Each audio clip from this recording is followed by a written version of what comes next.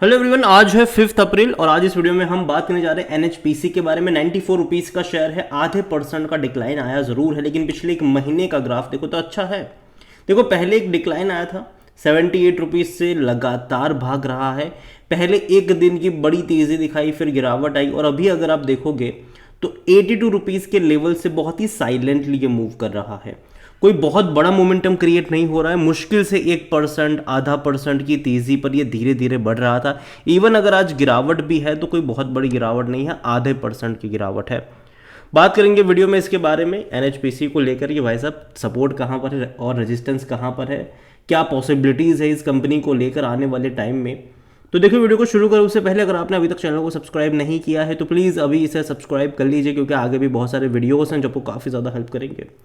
तो 94 रुपीज़ का प्राइस है और एक महीने में 2% की तेज़ी, लेकिन लोअर लेवल से बहुत बड़ी रफ्तार कह सकते हैं।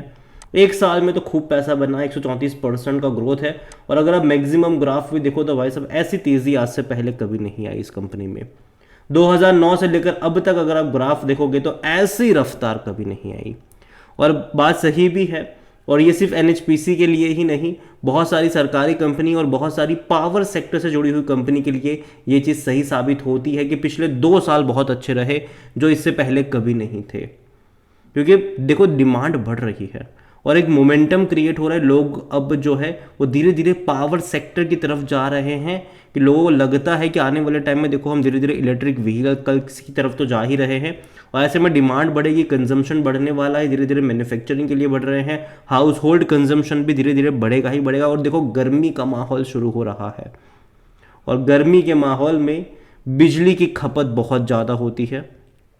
हर घर में पंखे चलते हैं, एसी चलते हैं भाई साहब, ठीक है। गर्मी के माहौल में ही जो एसी भी नहीं चलाते थे वो भी भैया एसी इंस्टॉल करवा के एसी चलाएंगे आने वाले टाइम में। तो ये है, जो लोग स्पेंड कर सकते हैं वो और स्पेंड करेंगे, जो लोग कम स्पेंड करते थे वो भी धीरे धीरे स्पेंड ज़्यादा करेंगे यहाँ पर बिजली में। और देखो सरकार भी जो है वो ज़्यादा पैसा पे कर रही है बिजली कंपनियों को। और अगर हम कंपनी के वेबसाइट पे चले तो देखो इनका जो बिजनेस जनरली अगर आप देखते हो तो पावर स्टेशन तो है ही, लेकिन रिन्यूएबल्स में बहुत बड़े पैमाने पर ये आगे बढ़ रहे हैं। कंपनी जनरली इनकी जो कैपेसिटी ज़्यादा है वो हाइड्रो में है, तकरीबन 7000 मेगावाट की इनकी कैपेसिटी है और टारगेट है इनका कि 9000 मेगावाट तक लेकर जाएंगे ये। और रिन्यूएबल्स में भी सोलार में अपनी कैपेसिटी को बहुत बड़े पैमाने पर ये लोग बढ़ा रहे हैं। और पीएम मोदी ने जो इनोग्रेट करा था 380 मेगावाट का सोलर प्रोजेक्ट, वो इस सितंबर में भी कमीशन हो जाने वाला है। विंड में भी कंपनी धीरे धीरे अपनी कैपेसिटी को बढ़ा रही है। और देखिए अभी हाल फिलहाल में एक खबर भी आई थी कि कंपनी पैसा रेज कर रही है, डेट के जरिए पैसा रेज कर रही है और उसका भी इस्तेमाल होगा एक्सपांशन के लिए। हालांकि ऑलरेडी इस कंपनी के ऊपर बहुत ज़्यादा डेट ज़रूर है और पैसा डेट के ज़रिए ले रही है, लेकिन कंपनी आने वाले टाइम में अगर अपनी कैपेसिटी को बढ़ाने में कामयाब रहती है तो कहीं ना कहीं इनके रेवेन्यू प्रॉफिट जो है वो बढ़ते नज़र भी आएंगे। और आज भाई साहब वॉल्यूम्स 5.5 करोड़ तक के शेयर ट्रेड होते नजर आए, बड़ी क्वांटिटी में यहाँ पर ट्रेडिंग चल रही है। ऑल टाइम हाई 115 रुपये का इसने लगाया था, उसके बाद लो तकरीबन 15 रुपये के करीब का था। मार्केट कैप 94,000 करोड़ के आसपास का है और ये धीरे धीरे बढ़ रहा है जिस तरीके से इनका शेयर प्राइस बढ़ रहा है।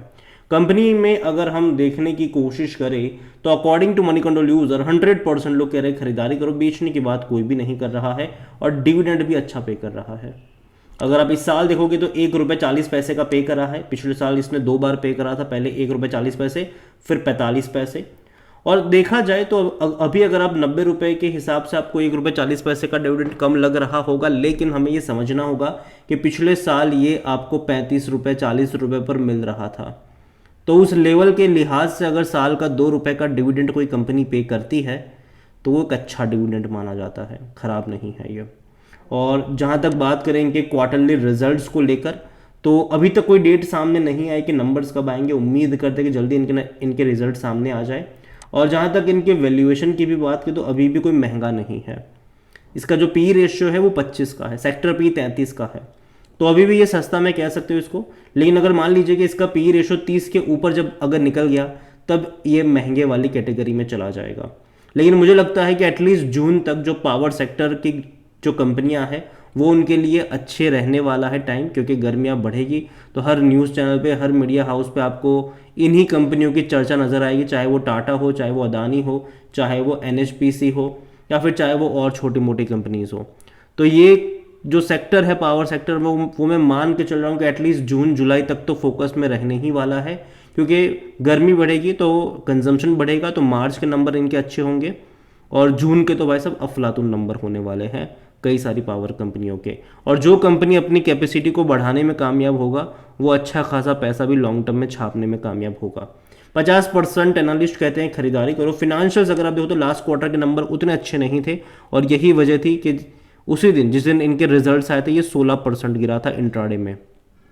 इनका जो प्रॉफिट था वो 490 करोड़ का था और 2640 करोड़ के आसपास का इनका रेवेन्यू रहा था, जो कि कम था क्योंकि इससे पहले के क्वार्टरों में इनका रेवेन्यू 3000 करोड़ से भी ज़्यादा का देखने को मिल रहा था। और जहाँ तक इससे पहले के क्वार्टर में प्रॉफिट भी अगर हम देखें तो 1500 करोड़ के आसपास के प्रॉफिट्स भी थे, तो कम था। लेकिन मैं उम्मीद करता हूँ कि अभी मार्च और जून के नंबर्स इंपॉर्टेंट है और बहुत कुछ पता चलेगा उस नतीजों से। और मैं इतना ही कहूँगा कि अच्छे नंबर्स आएंगे तो चीज़ें और बेहतर होगी इस कंपनी के लिए।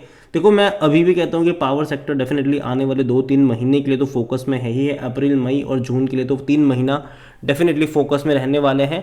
और जिनके पास है, पहली चीज़ बेचना तो नहीं चाहिए इन 3 महीनों में, ठीक है। उसके बाद अगर आप चाहो तो प्रॉफिट टेकिंग कर सकते हो, लेकिन एटलीस्ट ये 3 महीने मैं एज्यूम कर रहा हूँ कि गर्मी बढ़ने की वजह से कहीं ना कहीं आपको खबरों में ये सेक्टर नज़र आने वाला है। और दूसरी बात यह कि यहाँ पर कंपनी के नंबर्स भी जो है वो मैं अज्यूम कर रहा हूँ कि मार्च और जून के अच्छे आएंगे। अगर हम शेयर होल्डिंग के बारे में देखें तो जो प्रमोटर है उनके पास 70.95% का स्टेक है और प्रमोटर यहाँ पर गवर्नमेंट है, सरकारी कंपनी है ये। और इस क्वार्टर में तकरीबन 3.5% का स्टेक बेचा भी है प्रमोटर ने, गवर्नमेंट ने। यहाँ पर तकरीबन 66 रुपीज़ का OFS प्राइस था उसका, हालांकि उस प्राइस से तो ऊपर ही है। इंस्टीट्यूशन की भी होल्डिंग अच्छी है, 8.17% म्यूचुअल फंड के पास है, 5.25% डोमेस्टिक के पास है, 7.38% FIs लेकर बैठे हुए हैं। तो अच्छी खासी क्वांटिटी में इंस्टीट्यूशंस है, लेकिन देखना होगा अगले क्वार्टर के शेयर होल्डिंग में, मतलब मार्च क्वार्टर में, कि कौन खरीद रहा था कौन बेच रहा था, क्योंकि बहुत बड़ी तेज़ी हमने देखी ज़रूर है इस मार्च वाले क्वार्टर में। यहाँ पर रिटेल और अदर की मिलाकर 8.26% की होल्डिंग है, जिनमें से रिटेल इन्वेस्टर्स 4.45% पर है और अदर पार्टीज 3.81% का स्टेक लेकर यहाँ पर बैठे हुए हैं। देखिए ओवरऑल NHPC खराब कंपनी नहीं है, पहली बार ऐसे मोमेंटम बने हैं यहाँ पर बड़े लंबे अरसे, मतलब पहली बार कह लो, इतने बड़े तो पहली बार ही बने हैं, लेकिन ये कोई नई बात नहीं है। ऐसे ही मोमेंटम हमने टाटा पावर में भी पहली बार देखे हैं, ऐसे ही मोमेंटम हमने अदानी पावर में भी पहली बार ही देखे हैं। तो जो पावर कंपनियां हैं वो अभी फोकस में आई है। पावर कंपनियों को लेकर ये अज्यूम करा जा रहा है कि भैया डिमांड बहुत ज़्यादा बढ़ेगी, धीरे धीरे हम पेट्रोल और डीजल से हटकर इलेक्ट्रिक की तरफ जा रहे हैं। हालांकि और भी फ्यूल्स आएंगे, यहाँ पर हाइड्रो वाले कई सारे फ्यूल्स होने वाले हैं, लेकिन इलेक्ट्रिक जो है वो काफ़ी ज़्यादा बेट करा जा रहा है और यही वजह है कि जो डिमांड है वो बढ़ने ही वाली है। और जो बड़ी कंपनी है डेफिनेटली वो ही ज़्यादा पैसा छापेगी, क्योंकि स्टेट गवर्नमेंट भी उन्हीं के साथ ज़्यादा करार करते नजर आएंगे और सरकारी कंपनियों के साथ। सरकारी कंपनी भी अपनी कैपेसिटी बढ़ा रही है और बाकी बड़ी कंपनियां जो है वो भी अपनी कैपेसिटीज़ को लगातार बढ़ा रहे हैं और जाहिर सी बात है फ़ायदा उनको लॉन्ग टर्म में ज़रूर मिलेगा।